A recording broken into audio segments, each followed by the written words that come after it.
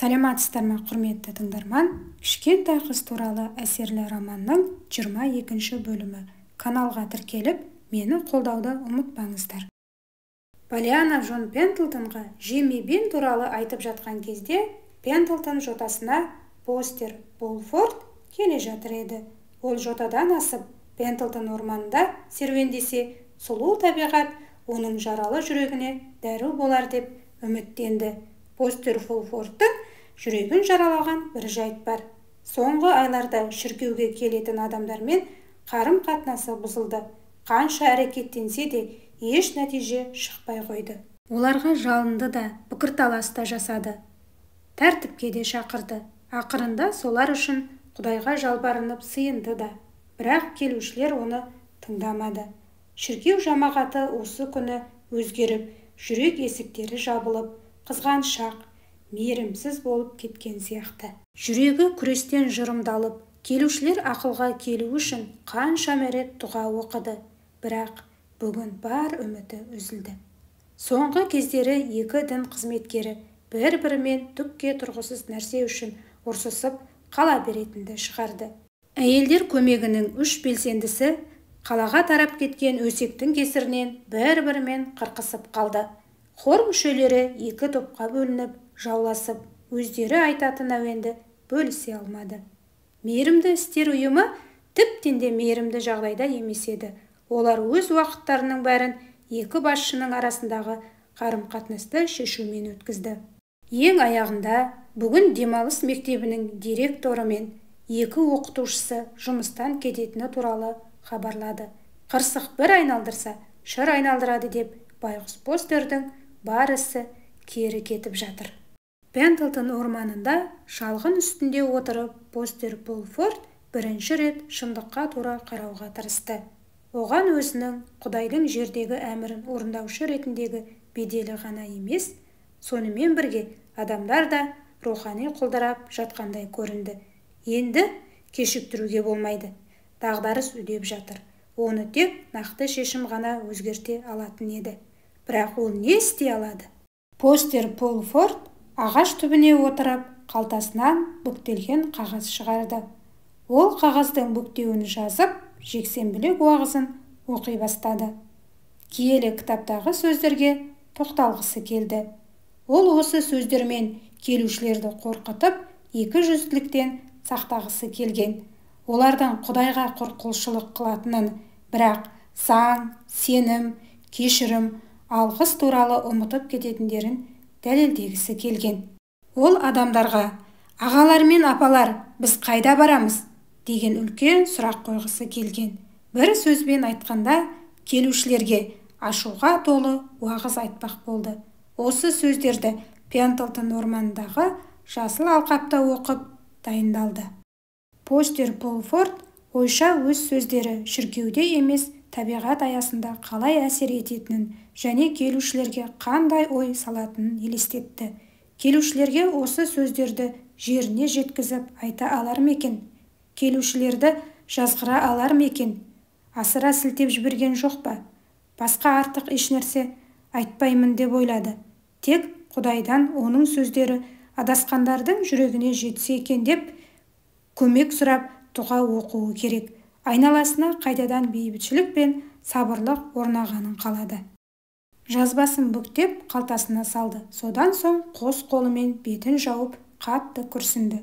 Осы кезде үйіне қайтып келе жатқан Полианна оны көріп: «Ойбой, мистер Форд!» деді шошып кетіп. «Еш жеріңізді сындырып алмадыңыз деп үміттенемін». Постер қолын бетінен алып, таңдана қарап қалыпты.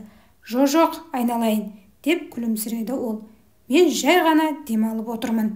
«Барлығы дұрыс екен ғой», деп терең демалды Полианна. «Бір кездері мистер Пендлтонды дәл осы жерде кездестіргенмін. Ол аяғын сындырып алған болатын, бірақ ол жерде жатқан, ал сіз отырсыз». «Иә, отырмын. Еш жерімді сындырған жоқпын. Маған дәрігер көмектесе алмайды», деді ол көңілсіз. Мистер Фордтың соңғы сөздері өте жай айтылғанмен, Полианна оны естіп мүсіркей қарады. «Түсінемін, мистер Форд», деді ол мейірлене. «Сіз бір нәрсеге қобалжып отырсыз ба? Әкем де сөйтетін еді. Барлық дін қызметкерлері солай сияқты ғой. Сіздерден аса көп жауапкершілік талап етіледі. Мистер Форд қызға мұқият қарады. Әкеңнің постер болғанын білмеппін.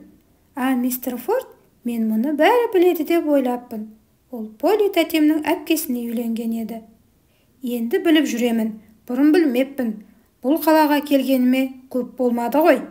Әрине сэр, керісінше мен жоқ сэр дегім келген деп шатасты Поллианна. Ол күлімдеп үндемей қалды. Үнсіздік орнады.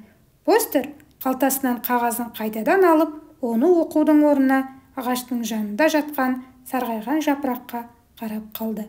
Ал Поллианна өзін ұмытып кеткен постерге одан да көп аяушылық танытты. Бүгін керемет күн екен, деді ол үзіліп қалған әңгімені жалғастырғысы келіп. Постер үндемеді. Кейін ол өзінің көңілсіз ойларынан оянғандай басын Поллианнаға бұрды. Не? Иә, бүгін күн керемет болып тұр. Тіпті де суық емес, деп қуанды Поллианна. Қазір қазан айы ғой. Осы тақырыпты әрі қарай жалғастырып. Мистер Пендлтонның үйінде каминде от жанып тұрған. Ол да суық емес деп айтты. Ол отқа қарағанды ұнатады. Маған да отқа қараған ұнайды. Шынында бұл әдемі көрініс емес пе? Мистер Форд, сізге отқа қараған ұнай ма? Жауап болмады. Поллианна шыдаммен күтті, бірақ мистер Форд үндемеді. Ауа райы туралы әңгіме қызықтырмайтынын түсінген ол тақырыпты ауыстырды. Мистер Форд, сізге постер болған ұнай ма? Деп сұрады. Бұл жолы постер Форд көп күттірмеді. Ұнай ма? Деп қызға тесіле қарап қайта сұрады. Қызық сұрақ. Бұл сені неге қызықтырады, қалқам? Білесіз бе, сіздің түріңіз тура менің әкемдікіндей. Оның да түрі анда-санда сіз сияқты болатын. Шынымен бе? Деп сұрады постер. Әлі де сарғайған жапырақтардан көзін алмай. Оның түрі осындай болғанда, мен әрқашан сізге постер болу ұнай ма? Деп сұрайтынмын. Ол саған не деп жауап беретін? Деп күлімсіреді мистер Форд. Ол әрдайым ұнайтынын айтатын. Сосын, киелі кітапта жүректі қуанышқа бөлейтін мәтіндері көп болмаса, постер болып қалмайтын едім, дейтін. Не? Қандай мәтіндер? Деп қайта сұрады постер, жапырақтар туралы ұмытып. Енді ол көздері оттай жанған Поллианнадан көз алмады. Киелі кітапта ол сөздер олай аталмайды. Оны әкем солай атап кеткен. Енді түсінесіз бе? Бұл мынандай сөздерден басталатын мәтіндер. Қуанамын, қуанайық, немесе жұмақтай жер, жәннат. Тағы сол сияқты. Олар көп. Маған бірде әкем айтып берген еді. Бір күні ол өзін өте нашар сезінгенде киелі кітаптағы барлық қуаныш сөзін санап шығыпты. Қанша болғанын білесіз бе? Сол сөз барлығы 800 рет қайталаныпты. 800 рет? Ол жердің бәрінде бізді қуансын дейді. Сондықтан да әкем оларды қуаныш сөздері атап кеткен. Солай де, деп жексенбілік қағазына қарап қойды. Оның көзіне қайғы сізге деген сөз түсті. Ол көзін тезірек басқа жаққа аударды. Сенің әкеңе қуаныш сөздері ұнаған екен ғой, деді жай ғана. Әрине, деп сенімен жауап берді Поллианна, басын изеп. Ол маған қуаныш сөздерін санай бастағанда бірден жеңілдеп қалатынын айтты. Егер Құдайдың өзі 800 рет қуануға шақырса, бұл оның қалауы болса, адамдар анда-санда болса да қуануы керек. Әкем өзінің аз қуанатыны үшін ұялды. Содан бастап ауыр жағдай болған кезде, немесе әйелдер көмегінде ұрыс-керіс болса, енді менің айтқым келгені, әйелдер көмегінде бір шешімге келе алмағанда, деп түзеді Поллианна. Міне сол кезде қуаныш сөздері оған көмектесетін. Әкеме осы ой қуаныш ойынын шығаруға көмектескен екен. Ол менімен балдаққа бола ойнай бастаған еді. Бірақ ол маған қуаныш сөздерінсіз бұл ойынды ойлап таба алмас едім деген. Ол қандай ойын? Деп Форд мырзаның қызығушылығы оянып кетті. Енді бәріне қуану үшін бір нәрсе ойлап табасыз. Сізге айтқанымдай бәрі балдақтан басталды. Сөйтіп Поляна бүкіл қала білетін өз тарихын постерға да тәппіштеп айтып берді. Бұған дейін өзін бар ынта-шынтасымен тыңдаған мистер Фордтай адамды кездестірмеген еді. Біраздан соң мистер Форд пен Поляна қатарласып орманнан шықты. Полянаның жүзі бақыттан нұрланып тұр еді. Ол сөйлескенді ұнататын, ал Пол Форд оған әдейі жіберілген тыңдарман сияқты көрінді. Мистер Форд ойын марқұм Уэйттер және де алыс батыстағы кішкене қалашықтағы Полянаның өмірі туралы көбірек білгісі келді. Қызымыз оның сауалдарының бәріне ықыласпен жауап берді. Олар төбешікке жеткенде қоштасып, әркім өз үйіне кетті. Ал кешкісін Пол Форд өз бөлмесіне кіріп, болашақта айтатын уағыздарының мәтінін жазуға кірісті. Үстел үстінде өзімен бірге орманға алып барған бірнеше парақ жатты. Ал оң қолының астында мәтіннің соңғы нұсқасын жазуға арналған таза парақтар тұрды. Мистер Форд қағазға қарап, қарындашын ұстап отырғанымен жазуды бастамады. Оның ойы қазіргі мәселелерден де алыста. Бірнеше жылға кейін шегініп, алыс батыстағы кішкене қалашыққа жеткен және кедей әрі аурушаң постермен әңгімелесіп отыр. Өзінің бар бақытсыздығына қарамастан, Полянаның әкесінің жаратқан иеміздің қанша рет қуаныңдар деген сөзін санап шығуына күші жеткенін қарашы. Сонан соң Пол Форд өзіне қазіргі кезге қайта оралып, жазу үстеліне қадала қарап қалды. Өзінің жазғандарын ұқыптап жинап, киелі кітаптағы өлеңдерді 200-лікке қарсы мысал ретінде алды. Сосын қарындашты үстел үстіне қойып, қазір ғана әйелі алып келген журналды парақтай бастады. Мистер Форд шаршап қалған еді. Сондықтан журнал беттерін еріне ашып отырған. Бір кезде оның көзі мұқият оқуды талап ететін мына мәтінге түсті. Бір күні Том атты бала анасына отын тасып беруден бас тартты. Мұны естіген әкесі былай деді: Том, анаңа бар жақсы ниетіңмен отын тасып беретініңе сенімдімін. Шынында да Том бірден барып отын әкелді. Неге? Өйткені әкесі баласынан жақсылықтан басқа ештеңе күтпейтінін айтты. Ал әкесі баласына мына сөздерді айтса, не болатынын елестетіңіздерші. Том, анаңды тыңдамағаның туралы естідім. Сен үшін ұялып тұрмын. Тезірек бар да жәшікті отынға толтыр.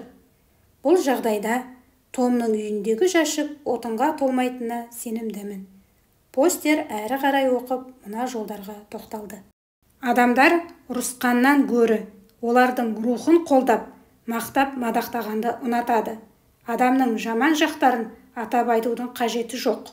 Оның жақсы жақтарын айта берсеңіз, жаман әдеттерден тыйылатынын байқайсыз. Оған өзінің менін көрсетіп, қолынан бәрі келетінін, бәрін жеңе алатынына сендіріңіз. Әдеміліктің және имандылықтың адамға әсері зор екені естеріңізде болсын. Ондай адам бүкіл бір қаланы өз артынан ерте алады. Адамдар өз жүрегіндегі және ойындағы ұстанымдарын нұрландырады. Жақынына махаббатпен және ризашылықпен қарайтындар айналасындағыларға да соны таратады. Керісінше, егер ол көңілсіз, ашушаң, шық бермес, шығайбай болса, онда көршілері де оған солай жауап қайтарады және артығымен қайтаратына сенімді болсын. Немесе сіздер барлық істен тек жамандық іздесеңіздер, дәл соны аласыздар. Мейірімді болып, мейірім күтсеңіздер, соны аласыздар. Сонымен ұлыңыз Томға жәшікті отынға қуана толтыршы десеңіз, ол тапсырмаңызды да бар ынтасымен істейді. Постер қолындағы журналды үстелге қойды да басын көтерді. 1 минуттан соң орнынан тұрып, кабинет ішінде әрлі-берлі жүре бастады. Ол көп жүрді. Содан соң терең күрсініп, қайтадан үстеліне отырды. Құдайым, маған күш бере көр. Менің қолымнан келеді. Мен мұны істей аламын, деп жаймен айтты. Өзімнің томдарымның бәріне сенетінімді айтамын. олар өз жәшіктеріне отынды бар ынтасымен таситынына сенетінімді біледі. Мен оларға жұмыс тауып беремін. Олардың жанына қуаныш сыйлаймын. Олардың басқа отын жәшіктеріне қарауға уақыттары да болмайды. Ол өзінің ескі жазбаларын ортасынан қақ бөліп, жыртып, лақтырып жіберді. Мистер Пол Фордқа бұл сөздер қажет болмай қалды. Ол жаңа парақ алып, ойын қарындашпен тез-тез жазып, парақты толтырды. Уағыздың жаңа мәтіні пайда болды, және бұл мәтін тіптен басқаша еді.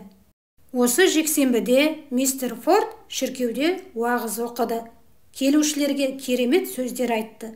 Сол күні постердің жүрекпен айтқан сөздерін жүрекпен тыңдаған адамдар көп болды. Уағыздың басты сөздері: Құдай үшін қуаныңдар, сенушілер, өздерің үшін қуаныңдар болды. Бұл Полианнаның мистер Фордқа айтқан 800 сөзінің бірі еді.